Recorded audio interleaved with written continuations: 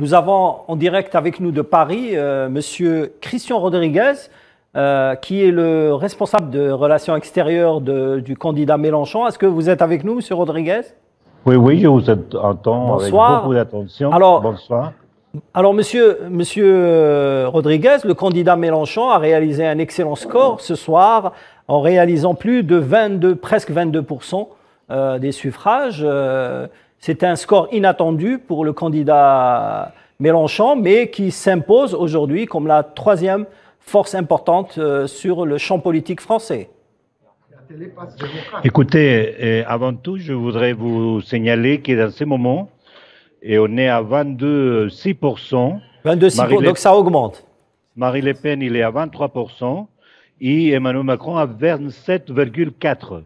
Donc, nous n'avons pas encore des résultats définitifs. Ils sont en train de monter les grandes villes. Paris, il n'est pas encore comptabilisé. Lyon, Marseille, Toulouse. Donc, il pourrait reprendre la deuxième place de Marine Le Pen. Écoutez, la tortue avance. Ça a été signalé par Jean-Luc Mélenchon. Et nous sommes dans une tortue qui n'est pas encore finie.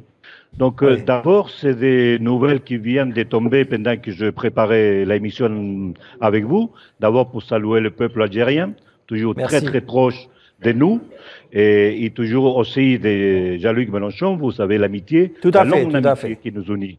Donc, écoutez, je suis dans une expectative, je pense qu'on va passer jusqu'à tard cette nuit, ensemble pour savoir définitivement est-ce que la tortue avance et jusqu'à où elle peut avancer.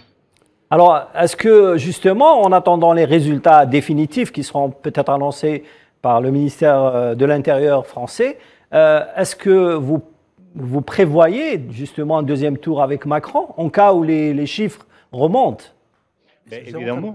Évidemment que nous sommes en train depuis le début, on va dans une campagne, on va pour gagner, on ne va pas pour rester deuxième, vous voyez. Et donc, si on passe au deuxième tour, nous allons continuer notre combat d'ici à 15 jours pour essayer de convaincre cet électorat qui est d'une façon très préoccupante. Il arrive quand même à presque 30% des extrêmes droites.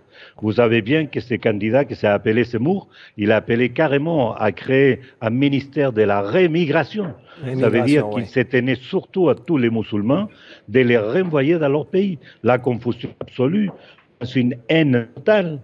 Je pense qu'il y a une grande opération de dédiabolisation entreprise par les médias et par la droite, où il y a une colombe blanche qui s'appelle Marine, même, s'appelle plus Le Pen, mais pour toujours, c'est toujours Le Pen et de la famille Le Pen.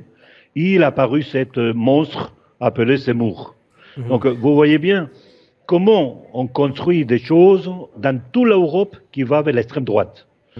Hongrie, Pologne, la destruction totale d'une certaine gauche dite traditionnelle.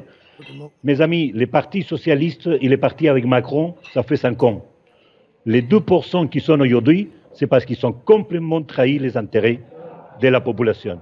Et la campagne, au-delà des axes internationaux, il s'est basé sur l'urgence d'un pouvoir d'achat. Ce pays, il est incompréhensible que la 6e puissance mondiale ait 11 millions de pauvres, 8 millions de chômeurs et plus de 500 personnes dans la rue. Voilà où il est la bataille aujourd'hui, où il est dans les domaines de notre peuple, dans les domaines populaires, où il est à l'hégémonie à se battre. Et pour ce moment, je vous dis, on attend les résultats. Ok, Monsieur Rodriguez, restez avec nous. On va revenir sur justement les résultats, mais aussi comment analyser ces derniers chiffres justement du premier tour de l'élection présidentielle.